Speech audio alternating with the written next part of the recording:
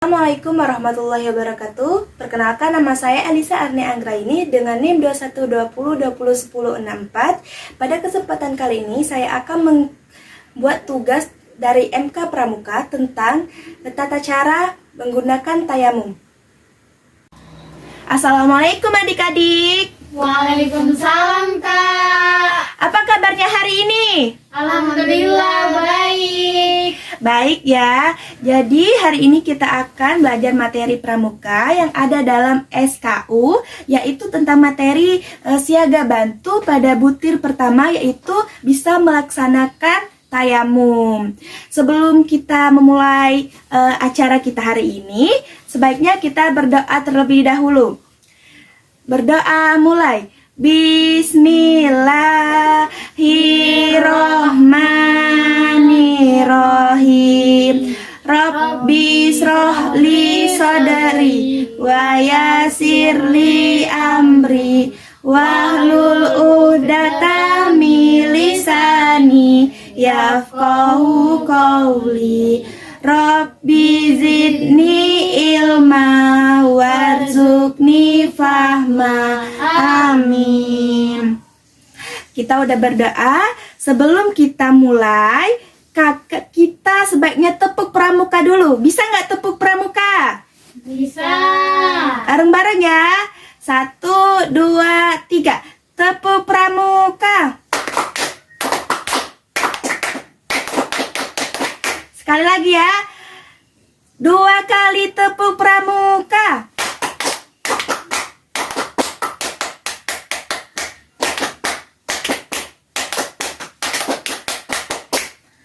Udah bisa? Bisa. Seneng gak tepuk pramukanya? Oke, udah semangat belajarnya?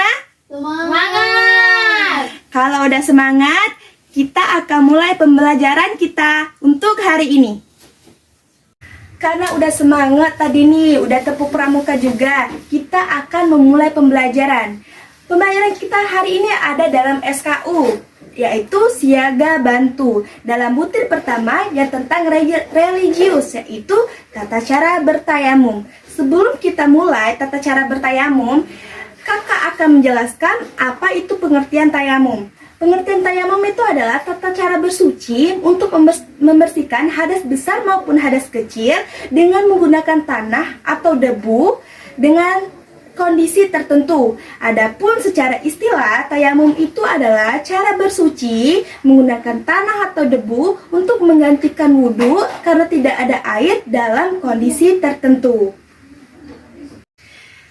Kan udah tahu nih apa tadi pengertian dari tayamum. Sekarang kita akan belajar yaitu sebab-sebab terjadinya tayamum. Ada banyak sebab terjadinya tayamum, tetapi kakak akan menjelaskan 4 sebab yang sering umum terjadinya tayamum. Yang pertama yaitu tidak adanya air.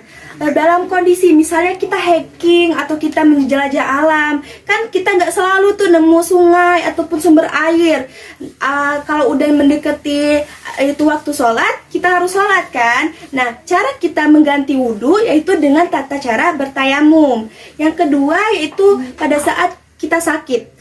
Sakitnya ini sakit yang parah, misalnya nggak bisa lagi berdiri ataupun udah berbaring aja dalam tempat tidur. Jadi kita boleh menggunakan tayamum juga. Yang ketiga yaitu seperti dalam perjalanan jauh. Misalnya kita mau pergi ke suatu tempat dan kita lagi di pesawat, kita bisa menggunakan tayamum pada saat di pesawat. Adapun seperti misalnya ada air yang keempat ini, tetapi airnya ini terbatas atau sedikit. Airnya ini digunakan untuk jangka waktu yang panjang. Jadi tidak mungkin kita akan menggunakan air yang sedikit ini untuk berwudu. Jadi kita bisa mengganti berwudu itu dengan tata cara bertayamum. Jadi ada 4, tidak adanya air sama sekali, dalam kondisi sakit yang parah, atau dalam perjalanan yang jauh, dan yang terakhir yaitu adanya air tetapi sedikit. Nah, tadi udah tahu sebab-sebab terjadinya tayamum, udah tahu juga pengertian tayamum dan sebab-sebab terjadinya tayamum. Dan sekarang kita akan mempraktikkan tata cara tayamum. Yang pertama itu pasti ada niatnya. Niatnya itu Bismillahirrahmanirrahim. Nawaitu tayamuma istibahati sholati fardulillahi ta'ala. Yang artinya, sengaja aku bertayamum untuk melaksanakan sholat fardu karena Allah Ta'ala. Nah, untuk tata cara menggunakan tayamum itu misalnya seperti ini. Misalnya ini adalah tempat kita untuk bertayamum. Telapak tangan kita ditaruh seperti ini. Setelah itu kita seperti ini. Sebanyak 3 kali. Setelah itu usapkan ke seluruh wajah dari sini. Nah, sudah seperti itu kita ambil debunya lagi dan lakukan sebanyak 3 kali juga. Setelah itu di tangan, 4 jari ini bertumpuk dengan 4 jari tangan kita seperti ini. Dari ujung jari sampai ke siku. Setelah itu dibalik.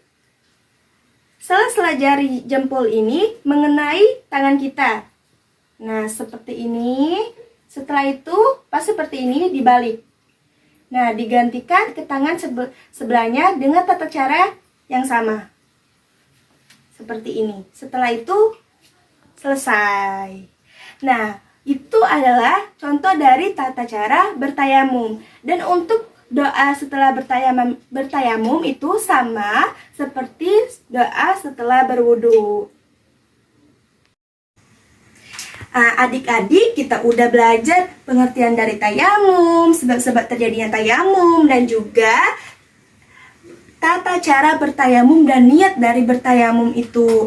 Kakak harap sebagai pembina di sini, adik-adik bisa melaksanakan tayamum itu pada saat kita nanti di hiking di hutan atau menjelajah alam. Kita bisa menggunakan tayamum ini untuk menggantikan berwudu.